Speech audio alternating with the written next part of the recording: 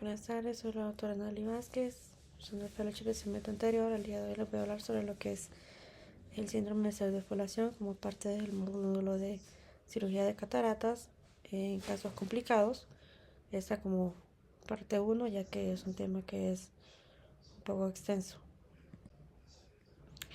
Bueno, el síndrome de pseudofolación pues es una patología sistémica relacionada con la edad. Este es causado por la producción y acumulación de material fibrilar extracelular que va a ser anormal en los tejidos. En este caso, en el ojo, pues afecta todo el segmento anterior, incluyendo la conjuntiva y los tejidos periorbitarios. El material pseudofoliativo pues, se caracteriza por depósitos de material pseudofoliativo, amiloide en la cápsula anterior del cristalino, el cuerpo ciliar, las zónulas, los bordes del iris, el endotelio corneal, el vítreo anterior y la malla trabecular. También el síndrome de pseudofolación se asocia con glaucoma y catarata, que son más comunes en estos pacientes, ¿verdad? Actualmente este síndrome pues aún no está completamente definido y se presentan diferentes escenarios clínicos, ¿verdad? Este material fibrilar similar al observado en el ojo también pues ocurre en otras partes del cuerpo, como lo que es la piel, tejido conectivo de órganos internos, como lo que es el corazón, pulmones, hígado, riñones, meninges. Y pues el término de pseudofolación se propuso para diferenciar lo que es el síndrome de pseudofolación de la patología de exfoliación del cristalino, que más que todo ocurre en ojos expuestos prolongadamente a altas temperaturas, según unos autores que pues sugirieron estas múltiples localizaciones de este material. Y nada más, ¿verdad? En cuanto a la epidemiología, pues la frecuencia observada en la población en general, este síndrome pues se ha visto en todas las poblaciones y razas. Sin embargo, pues la incidencia varía ampliamente y puede diferir hasta 10 veces. Más que toda la población esquimales, la incidencia es cercana a cero, pero por ejemplo en indios la incidencia es del 38%. La incidencia en una población o países específicos puede variar hasta 3 veces. Esta variabilidad ocurre por varios factores, ¿verdad? Depende de la edad, el sexo, factores hereditarios, ambientales, criterios clínicos utilizados para el diagnóstico y la habilidad del observador para diagnosticar casos tempranos. La incidencia de este también aumenta en pacientes mayores de 50 años, con PIOs elevadas y que han tenido alguna cirugía de glaucoma o que tengan ya un diagnóstico de glaucoma absoluto como tal. Dentro de los factores frecuentemente asociados, primero tenemos lo que es la edad. Todos los artículos informan que hay un aumento relacionado con la edad en los casos de este síndrome. El aumento es proporcional a la edad, ya que se estimó una incidencia en pacientes mayores de 50 años que se duplicaba por cada década. En cuanto al sexo, no ha habido un claro predominio en lo que es hombres o mujeres con este síndrome. Sin embargo, pues como las mujeres tienden a vivir más tiempo, pues hay una mayor incidencia en mujeres. Dentro de los factores hereditarios, pues se ha definido este como ha sido debido a estudios genéticos. Sin embargo, pues no se ha definido un patrón específico hereditario claro, aunque se sospecha una dominancia autosómica con penetrancia incompleta.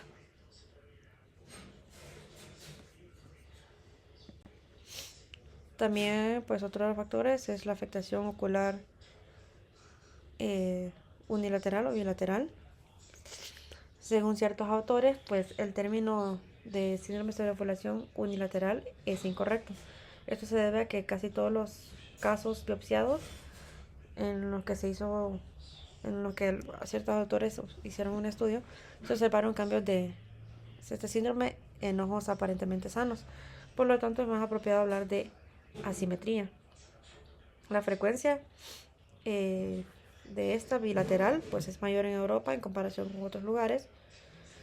Y por ejemplo, en Estados Unidos y Japón, pues la frecuencia es de un 75% monocular y en Europa, ¿verdad? Es 75% pero bilateral. Y los pacientes con patología monocular pues tienden a ser ligeramente más jóvenes que los pacientes con afectación bilateral. También en cuanto a la asociación de la catarata y el síndrome de exfoliación, pues los cirujanos de segmento anterior están familiarizados, ¿verdad?, con la asociación entre esas dos patologías debido a las dificultades y las complicaciones que pueden ocurrir durante la cirugía de cataratas. Se ha informado una incidencia entre el 23 y el 61% dependiendo del grupo de pacientes, y las cataratas unilaterales pues suelen asociarse con pseudofolación unilateral. Y por último, la asociación del glaucoma y síndrome de pseudofolación. Este pues tiene una incidencia de un 20 al 25% de que pues pacientes con pseudofolación tienen glaucoma, generalmente de ángulo abierto. Además, los pacientes con este síndrome, pero sin glaucoma, al ser diagnosticados, tienen un riesgo de un 40% de desarrollar glaucoma dentro de los 10 años siguientes, debido a que pues, la malla trabecular se bloquea por material pseudofoliativo y también por la melanina. La frecuencia del síndrome en pacientes con glaucoma pues, es significativamente mayor en pacientes similares sin glaucoma. Es mayor en pacientes escandinavos y poblaciones de ascendencia celta y menor en Estados Unidos. También hay un problema específico asociado con la frecuencia de este síndrome en pacientes con glaucoma de ángulo cerrado. Algunos consideran que pues, no difiere mucho de la frecuencia de la población en general. Sin embargo, pues, otros informan una frecuencia mucho mayor que varía de un mínimo del 10% a un máximo del 32%. En cuanto a la patogénesis de esta, pues existen varias teorías sobre lo que es el origen del material pseudofoliativo y su patogénesis, y pues estas incluyen lo que es depósitos secundarios de componentes seposos, depósitos del epitelio pigmentado del iris, producido por células epiteliales de cristalino, que le vamos a llamar LECs, degeneración localizada de la cápsula cristalino o las láminas zonulares. Más recientemente, pues los depósitos de material visible clínicamente se han identificado como un proceso pasivo que se origina en el humor acuoso y en el iris, mientras que el material visible microscópicamente en las células preecuatoriales parece ser producido por estas células epiteliales del cristalino. Los depósitos macroscópicos subsiguientes, ya sea centrales o paracentrales, son causados por el movimiento pupilar. Además, pues los fenómenos de pseudofoliación pueden coexistir con fenómenos de exfoliación verdadera, ya que las capas superficiales de la cápsula pueden romperse con la pérdida secundaria del material capsular. Entonces, ya en cuanto a la patogénesis, pues los orígenes de esto aún no se han identificado. Sin embargo, pues la presencia de material pseudofoliativo en un órgano distinto al ojo nos ha sugerido que esta patología es sistémica. Y también pues el análisis histopatológico y ultraestructural de la composición química del material pseudofoliativo ha dado lugar a 3 teorías principales de patogénesis, de las cuales ya vamos a hablar. Igual recientemente se ha añadido una cuarta teorías basada más que todo en consideraciones epidemiológicas y clínicas, que ya les voy a hablar sobre cada una de ellas.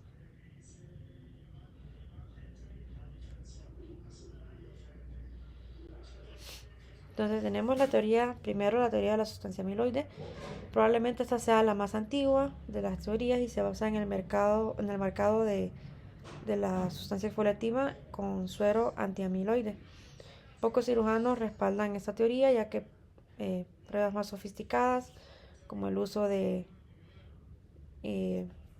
anticuerpos monoclonales contra el beta amiloide, entre otros, pues no lo ha podido confirmar. También tenemos la teoría de la membrana basal, que pues hay autores que han identificado una reacción positiva del material pseudofoliativo con tensiones de Schiff con ácido periódico, lo que sugiere la presencia de glucoproteínas, componentes típicos de lo que son las membranas basales. Entonces, la frecuente asociación del síndrome pseudofoliativo con membranas basales alteradas en varios tipos celulares y la detección inmunohistoquímica de la membrana basal apoyan esta idea de que los depósitos citofolativos son producidos por una membrana basal modificada. Otra teoría, la teoría de las microfibrillas elásticas. Esa es la teoría más sólida que existe, en la que dice que es una producción anormal de material elástico, que le llamamos elastosis, con una agregación anormal posterior. A nivel microscópico, pues ciertos autores han determinado que la sustancia producida en el síndrome citofilativo consistía en microfibrillas similares a las que se encuentran en las fibras elásticas. Y dado que esto también se encuentra en las células, pues los investigadores han examinado la posibilidad de que esta sustancia sea un componente principal de estas microfibrillas. En cuanto a la teoría infecciosa, hay una mayor incidencia de este síndrome en parejas en comparación con grupos de control y un gran número de casos en pacientes jóvenes con pseudofoliación después de la cirugía intraocular, que sugiere que esta patología podría tener orígenes infecciosos. Esto se refuerza por la gran similitud estructural entre lo que es el material fibrilar que se deposita durante lo que es los episodios de Scrappy y las fibrillas de esta material pseudofoliativo. Otros han detectado pues niveles elevados de ciertas sustancias en lo que son las células epiteliales del cristalino de estos ojos que tienen este síndrome, lo que indica una importante respuesta oxidativa que sugiere que el estrés oxidativo desempeña un papel en lo que es la patogénesis y progresión de este síndrome. También pues la mayoría de los estudios informa que este material pues proviene de trastornos en la síntesis de la matriz celular y pues según ciertos autores también pues el hecho de que una catarata unilateral se asocia frecuentemente con un síndrome pseudofoliativo clínicamente unilateral sugiere que existe un origen patogenético común que es el síndrome isquémico ocular crónico. Ya hablando sobre lo que es la histopatología y la ultraestructura, actualmente pues a partir del análisis de diferentes estudios pues está claro que este síndrome es una patología sistémica caracterizada por la producción de material fibrilar pues hasta el momento de origen desconocido que es depositado en la matriz extracelular de varios tejidos y órganos. El ojo pues es indudablemente el sitio de elección para lo que es este depósito de este material y el órgano que sufre el mayor daño también. En este caso el iris y el epitelio preecuatorial del cristalino son los principales sitios de producción de este material fibrilar.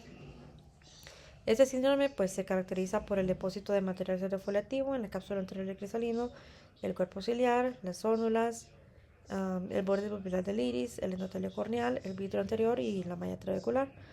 Aparte del iris y el epitelio preecuatorial del cristalino y posiblemente el ángulo, pues todos los demás sitios con esta material citofoliativo que son examinados en lo que es la lámpara hendidura, pues son depósitos secundarios que se desarrollan tras la dispersión de los depósitos primarios en el humor acuoso.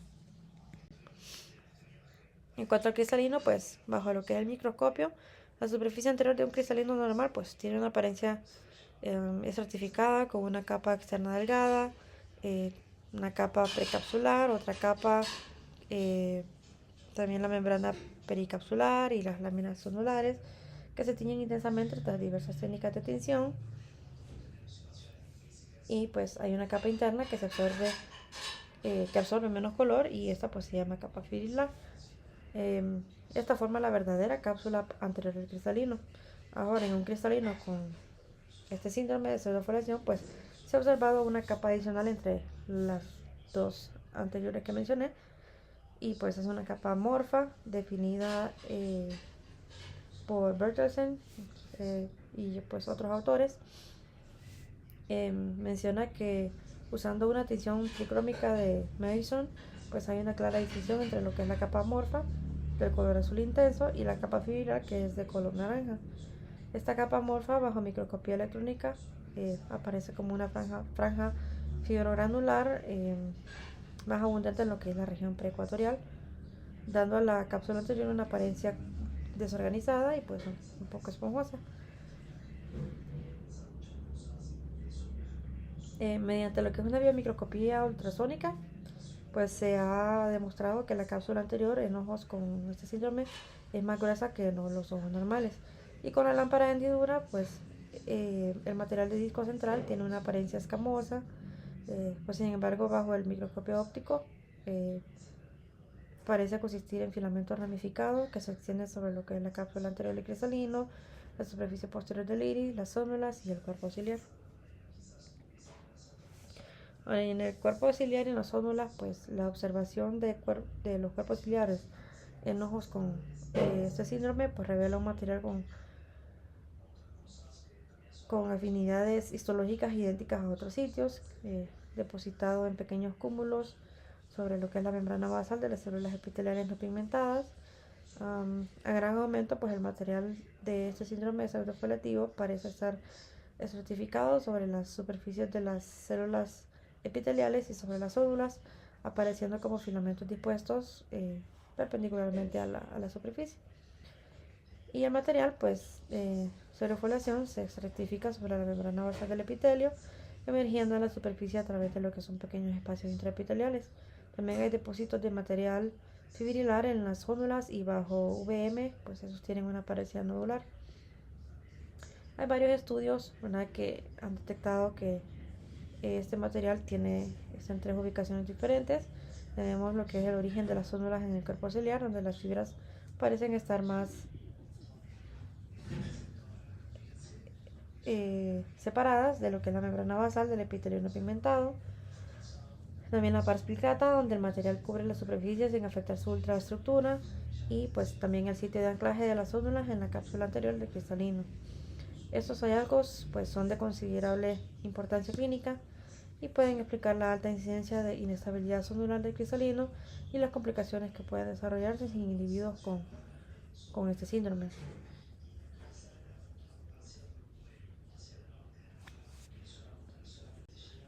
En cuanto al iris, pues respecto a este, pues el material pseudofoliativo o el síndrome se caracteriza por depósitos escamosos en el margen pupilar y una apariencia fibrótica y rarefacta de la pupila. El roce fisiológico del iris contra la superficie anterior del cristalino como que raspa el material de la pseudofoliación de la cápsula anterior del cristalino y deposita material escamoso en el margen pupilar del iris. También hay dispersión secundaria del pigmento con pérdida de melanina de lo que es el epitelio pigmentado del margen de la pupila y la acumulación de gránulos de melanina en la malla trabecular y en el endotelio corneal. El examen del iris bajo el microscopio óptico pues ha revelado nuevamente material de pseudofoliación tanto en la superficie posterior como cúmulos como en la superficie anterior, que ha sido depositado en los surcos, criptas y en el esfínter pupilar. Y en la proximidad del iris a la superficie anterior del cristalino sugiere que deposita el material en lo que es la superficie, y luego cuando la cápsula se raspa, pues los depósitos se transportan hacia lo que es la pupila y aquí se acumulan para formar el disco central que se observa pues lo podemos observar en lo que es la lámpara de hendidura.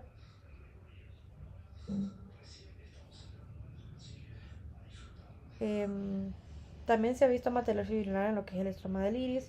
En este caso pues se mezcla con fibras de colágeno, particularmente alrededor de la adventicia o la pared externa de los vasos sanguíneos.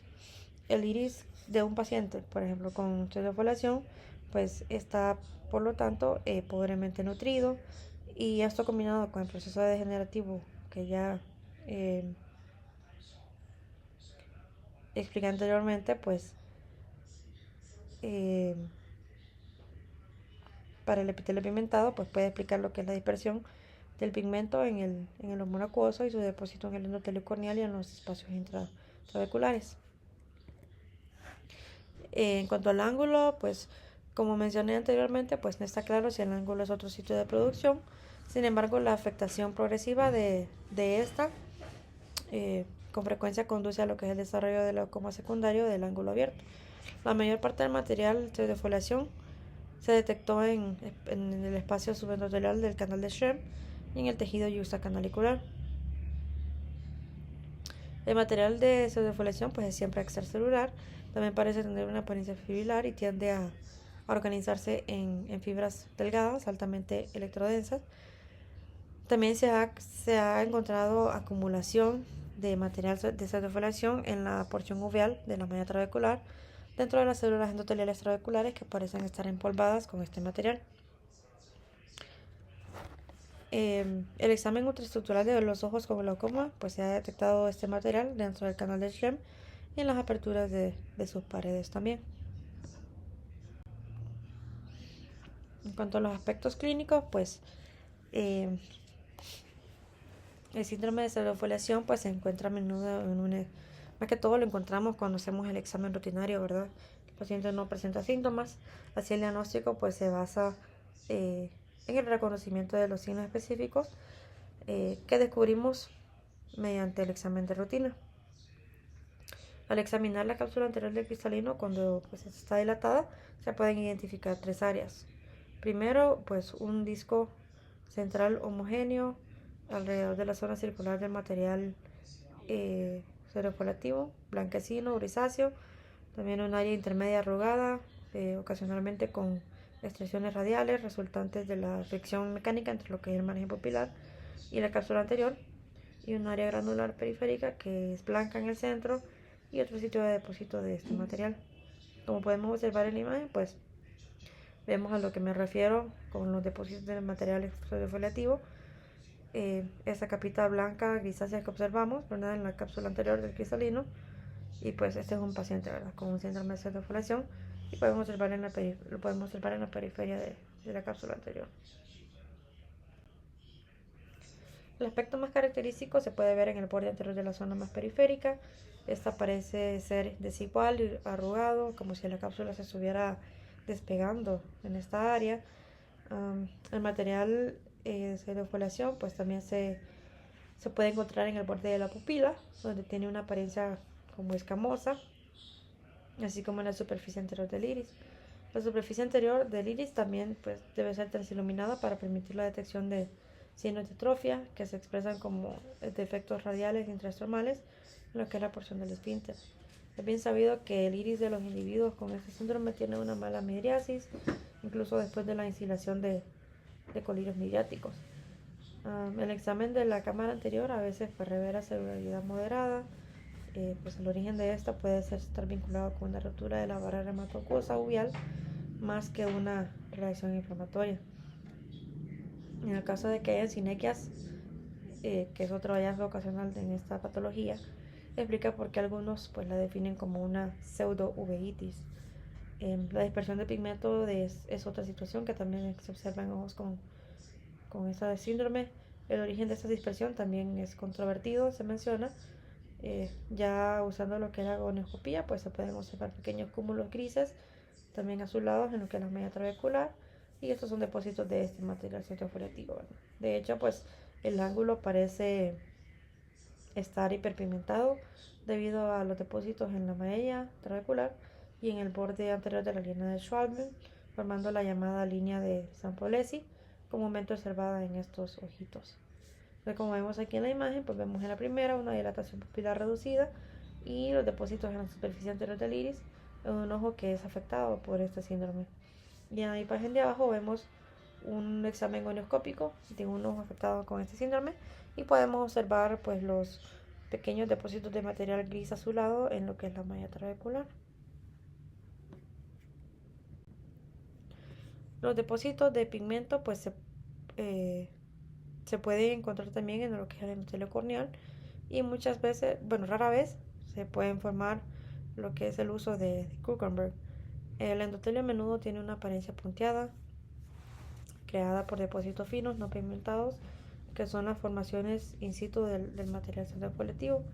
Se ha sugerido una disfunción endotelial adquirida en pacientes con pseudofoliación y dado que con el tiempo algunos de estos pacientes desarrollan queratopatía causada por una falla endotelial con pleomorfismo y polimediatismo claramente diferenciada, como lo que es la de Fuchs o queratopatía bulosa en pacientes que son pseudofáquicos, Aunque algunos estudios no han confirmado esto, pues han demostrado que esa pseudofolación no aumenta la pérdida de células endoteliales. Los sitios menos comunes para los depósitos de material de pseudofolación son el cuerpo ciliar, las zónulas, la cara y los dedos anterior, más evidente en ojos pseudofáquicos. Otro aspecto de este síndrome pues, es la presencia de inestabilidad zonular, que explica la tendencia hacia la luxación parcial o total de lo que es el cristalino, que ocurre con frecuencia de forma espontánea. También existe un mayor riesgo de complicaciones durante la cirugía de catarata. Recientemente, pues la microscopía electrónica y los exámenes inmunohistoquímicos han permitido el análisis de otros tejidos en pacientes con este síndrome, como lo que es la órbita, la piel del párpado, el hígado, los meninges, la piel, los riñones, la vejiga, pulmones y el miocardio.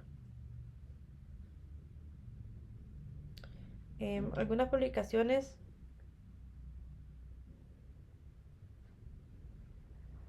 han documentado la asociación de este síndrome con cardiopatía isquémica, ataques isquémicos transitorios, enfermedad de Alzheimer, y pues eso explica por qué el síndrome pseudofolactivo pues se considera una enfermedad sistémica, siendo el ojo pues eh, el órgano más afectado predominantemente.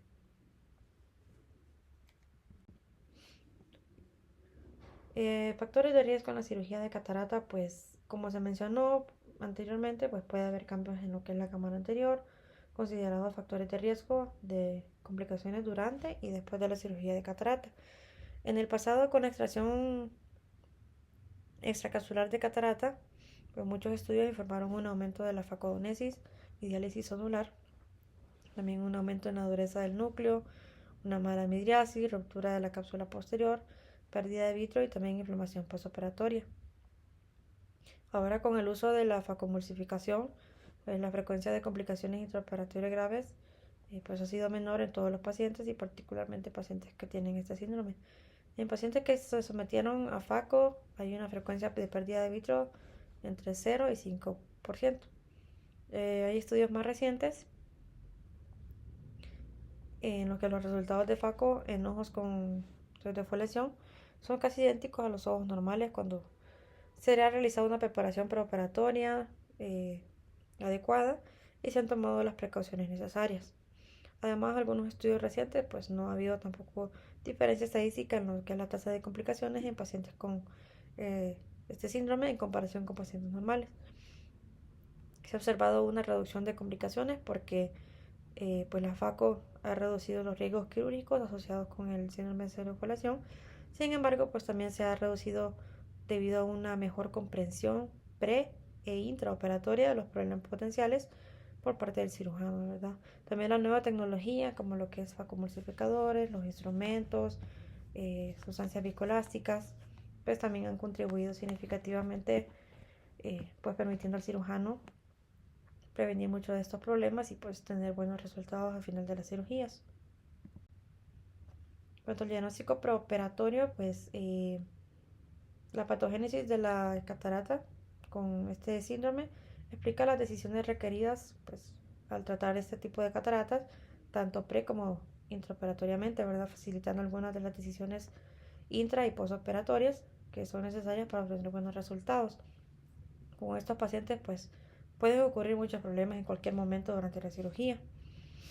Al sistematizar las complicaciones más importantes, pues la catarata pseudofolativa pues se puede dividir en dos grupos, lo que son los problemas relacionados con el iris y los problemas asociados con la cápsula anterior, la bolsa capsular y la zónula, que ya vamos a hablar de cada una de estas dos. Para cada una de estas situaciones, pues los cirujanos deben evaluar el grado de riesgo intra y postoperatorio para permitir que pues colegas y médicos con menos experiencia comprendan y reduzcan los aspectos potencialmente negativos de lo que es este síndrome de pseudofolación en una cirugía exitosa. También la afectación del iris y la cápsula sonular en lo que es el síndrome de pseudofolación pueden tener diferentes grados de expresión que pueden influir en la cirugía y el síndrome pues, puede manifestarse de muchas maneras, con un cuadro clínico que va desde una catarata normal hasta una que es extremadamente difícil, ¿verdad? Entonces, primero hablando sobre lo que son los problemas del iris, pues el examen del iris debe realizarse antes de la dilatación, cuando pues se evalúa la estabilidad del iris, lo que llamamos iridodonesis, los cambios en el margen pupilar, que van desde los depósitos evidentes del material de separación, que son depósitos escamosos en el esfínter, hasta lo que es una atrofia parcial o total del margen pupilar con membranas atróficas en el margen del iris. Este rango de condiciones pues es la primera evaluación de la expresión centrofoletiva, y la pupilografía dinámica pues nos proporciona también información sobre la movilidad pupilar, determinando pues la posible implantación de una lente intraocular multifocal en este caso, que es un tema muy controvertido, ¿verdad?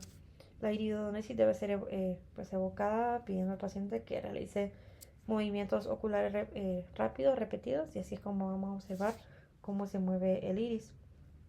Y el objetivo de la segunda parte de la evaluación preoperatoria del iris pues es medir su respuesta mediática a los medicamentos para determinar si la cirugía se puede realizar de forma segura, o en el caso de que no, pues prepararse con los instrumentos adecuados.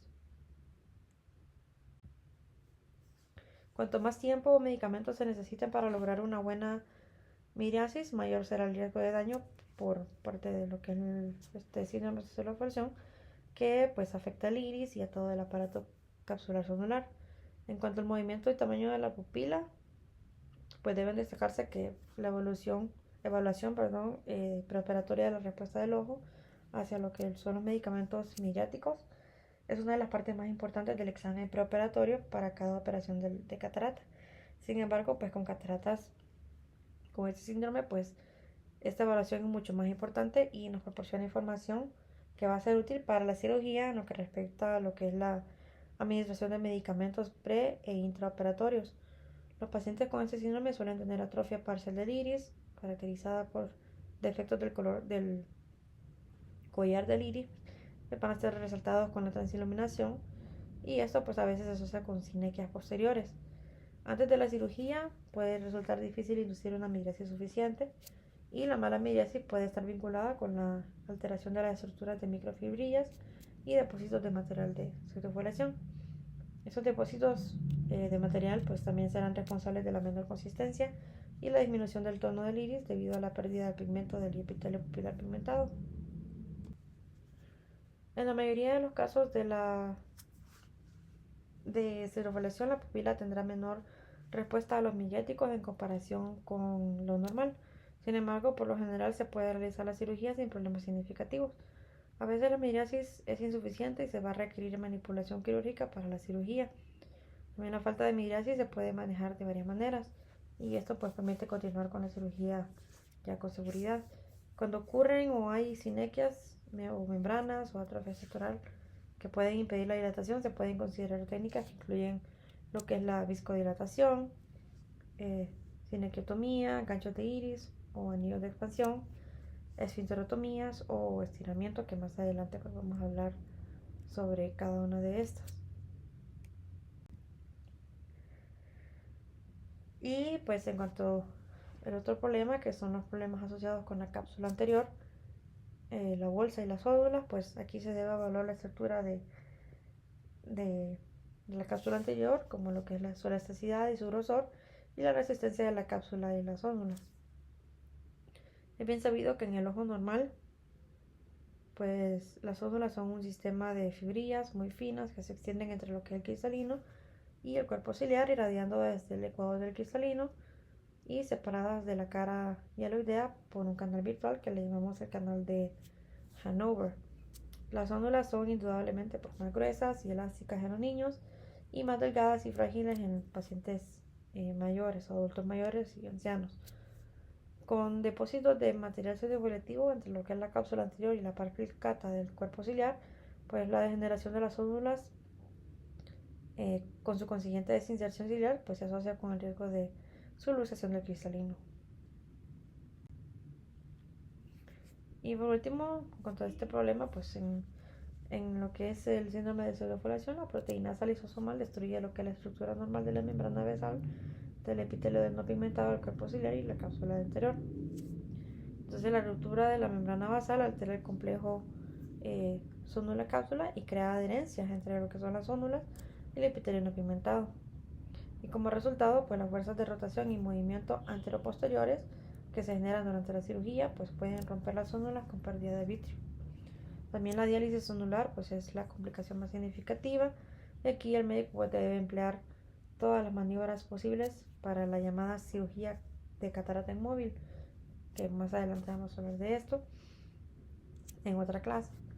Y el grado de movilidad del cristalino, que pues varía considerablemente de un caso a otro, como se observa preoperatoriamente, pues determina lo que es la elección de la cirugía, si va a ser extracción intracapsular de catarata o una facomulsificación.